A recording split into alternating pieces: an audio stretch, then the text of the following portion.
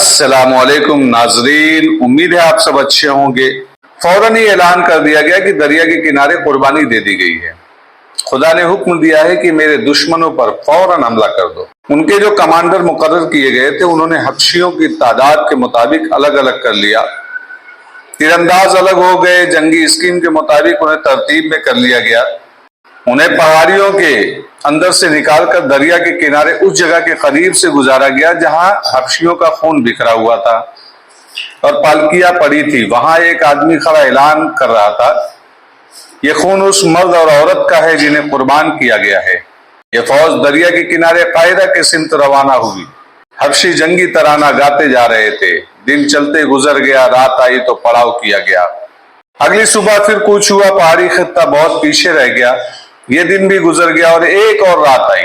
हबशियों को पड़ाव करने को कहा गया। वो खा पी कर सेहरा में बिखर गए और बेसुध हो गए। आधी रात के वक्त उनके पिछले हिस्से पर अलादिल की एक छापामार गिरोह ने शब खून मारा। पूरे सर पर दौड़ते आए और गायब हो गए। हबशियों में हड़बोंग मच गया। बहुत देर बाद ऐसा ही एक और हल्ला आया जो बहुत से हबशियों को रौंदता कुचलता निकल गया।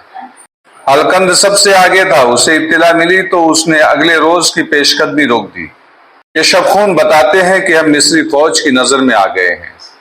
सलीबी और सूडानी कमांडरों से कहा, यह सलाहुद्दीन अय्यूबी का खुसूसी तरीका जंग है। हम अब आगे नहीं बढ़ सकते। तुम हजार जतन करो, मिस्री फौज से तुम सेहरा में नहीं लड़ सकते और अब तुम भाग भी नहीं सकते। अब पीछे चलो और पहाड़ियों में लड़ो। हमारा तमाम तर मंसूबा नाकाम हो चुका है। कायरा वाले न सिर्फ बेदार हो गए हैं, जाग गए हैं, बल्कि उन्होंने फौज भेज भी दी है। क्या हम सेहरा में मिस्री फौज को ढूंढ कर उससे लड़ नहीं सकते? एक सलेबी ने कहा। अगर तुम लोग सलाहुद्दीन अय्यूबी की फौज को सामने लाकर लड़ा सकते तो आज मिस्र तुम्हारा होता। अलकद ने कहा, मैं इसी फौज का सालार हूं, कमांडर हूं। तुम मुझसे बेहतर नहीं समझते कि मेरी फौज कैसे लड़ती है और कैसे लड़ने का तरीका जानती है, कितनी दिलेर है। शहर के वक्त हबशियों की फौज वापस चल पड़ी। जब सुबह हुई, हर तरफ हबशियों की लाशें बिखरी हुई थी। अलकंद ठीक कहता था कि उसकी फौज मिस्री फौज की नजर में आ गई है। मिस्री फौज का देखभाल का इंतजाम अलकंद की एक हरकत देख रहा था। वो हबशियों की फौज को पीछे ले चला तो अलादिल फौरन समझ गया कि अलकंद पहाड़ियों में लड़ना चाहता है। उन्होंने उसी वक्त सवार तीरंदाज दस्ते दूर के रास्ते से पहाड़ी खत्ते की तरफ रवाना कर दिए कि पीछे से जाओ। पैदल चलने वाले दस्ते भी भेजे गए और उन्होंने ज्यादातर दस्ते अपने पास रिजर्व रोके रखे।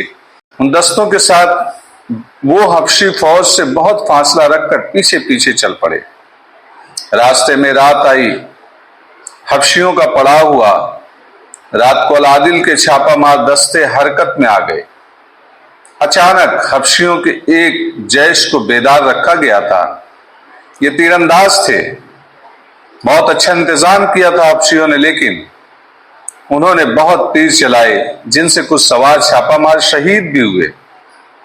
लेकिन वो जो नुकसान कर गए वो बहुत ज्यादा था। सबसे बड़ा नुकसान ये था कि हबशियों का लड़ने का जो जज्बा था मजरूह हो गया था, खत्म हो गया था। वो बुज़दिल हो गए। वो कुछ और सोच कर आए थे। वो आमने सामने लड़ने के आदी थे, हमेशा सामने लड़ा करते थे, मगर यहाँ दुश्मन उन्हें नजर ही नहीं आता था, दिखाई नहीं देता था। भूत प्रेत की तरह कब कहां से आए कोई पता नहीं चलता था और तबाही बपा करके चले जाते थे। इसके अलावा वो आगे बढ़ते बढ़ते पीछे हट रहे थे। हबशियों ने अपने साथियों की लाशें देखी और पीछे को चल पड़े।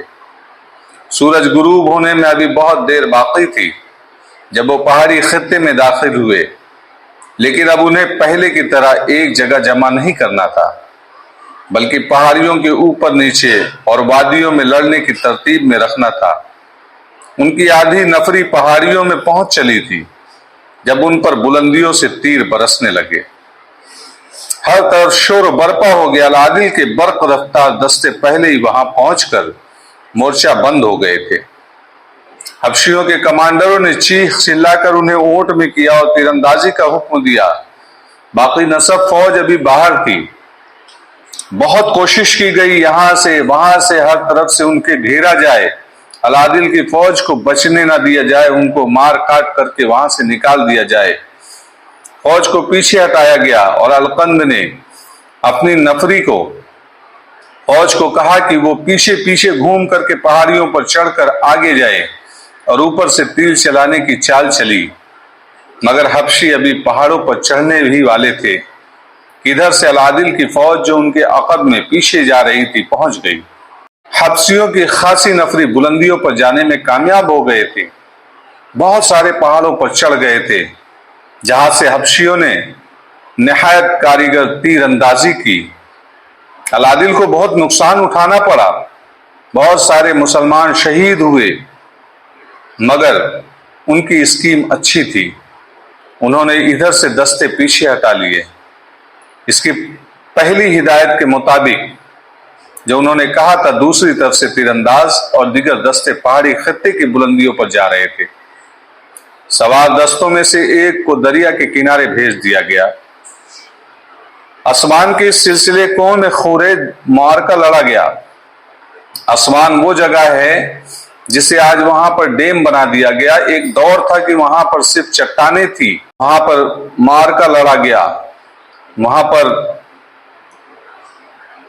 فرعونوں کے دور کا بنایا ہوا مسکن تھا، بہت سارے بت تھے۔ وہ پہاڑی ایک ایسی جگہ تھی کہ جو لوگوں سے چھپی ہوئی تھی، لوگ وہاں پر ڈرا کرتے تھے جانے کے لیے۔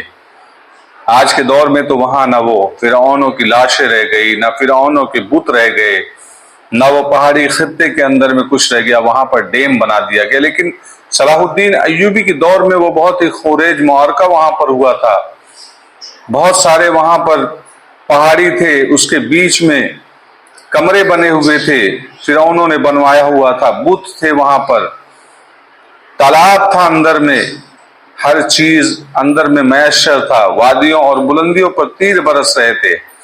پھر سوار دستوں کو وادیوں میں حلہ بولنے کا حکم ملا۔ رات کو حبشی تو دبک گئے، لیکن عادل نے منزنیخوں کے دستوں کو حکم دیا کہ وہ جگہ جگہ آتش گیر تیل پھینکے، ہانڈیاں پھینک کر آگ کے گولے پھینکے۔ تھوڑی دیر بعد پہاڑیوں کی ڈھلانوں پر آگ کے شعلے اٹھے اور ہر طرف روشنی ہو گئی۔ اسی روشنی میں رات کو بھی معرکہ جاری رہا۔ صبح کے وقت حبشی خاموش ہو چکے تھے، ان میں سے کچھ زمین دوز محلات میں چلے گئے تھے، جو نیچے محل بنے ہوئے تھے ان میں گھس گئے تھے۔ فرعونوں کے دور کے انہیں بڑے مشکل سے باہر نکالا گیا۔ جن کے وقت القند کی لاش مل گئی، وہ کسی کے تیر سے یا تلوار سے نہیں، خود اپنی تلوار سے مرا تھا۔ اس کی اپنی تلوار اس کے دل کے مقام پر اتری ہوئی تھی۔ اس نے دیکھا کہ اب بچنے کا کوئی موقع نہیں ہے، مجھے قید کر لیا جائے گا، کیونکہ وہ گنہگار تھا اور بزدل لوگ اکثر خودکشی کیا کرتے ہیں۔ گنہگار جو ہوتا ہے وہ ڈرتا ہے، دبکتا ہے۔ اسی طرح القند کو خوف تھا صلاح الدین ایوبی کے سامنے کون سا منہ لے کر کے جائے گا، کیونکہ صلاح الدین ایوبی ان پر بہت زیادہ اعتماد کرتے تھے، پورا فوج ان کے ہاتھوں میں سرحدی چوکیوں پر رکھا گیا تھا۔ یہ سوچ کر کے اس نے اپنے آپ کو خود تلوار سے مار لیا۔ صاف پتہ چلتا تھا کہ اس نے خودکشی کی ہے۔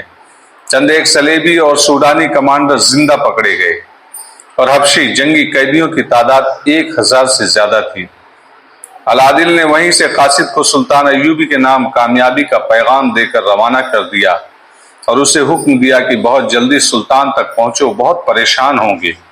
عالم اسلام کی اسی خطے میں جہاں آج شامی مسلمان لبنانی صلیبیوں کے ساتھ مل کر فلسطینی حریت پسندوں کو پوری جنگی قوت سے کچل رہے ہیں، وہیں 800 سال پہلے بہت سے مسلمان عمرہ اور حاکم اور سلطان جنگی مرحوم کا نو عمر بیٹا صلیبیوں سے مدد لے کر سلطان صلاح الدین ایوبی کے خلاف صف آرا ہو گئے تھے، لڑنے کے لیے تیار ہو گئے تھے۔ مسلمان کا خون بہا رہا تھا۔ اس وقت فلسطین صلیبیوں کے قبضے میں تھا اور سلطان ایوبی قبلہ اول کے اس خطے کو کفار سے آزاد کرانے کا عزم لے کر نکلے تھے۔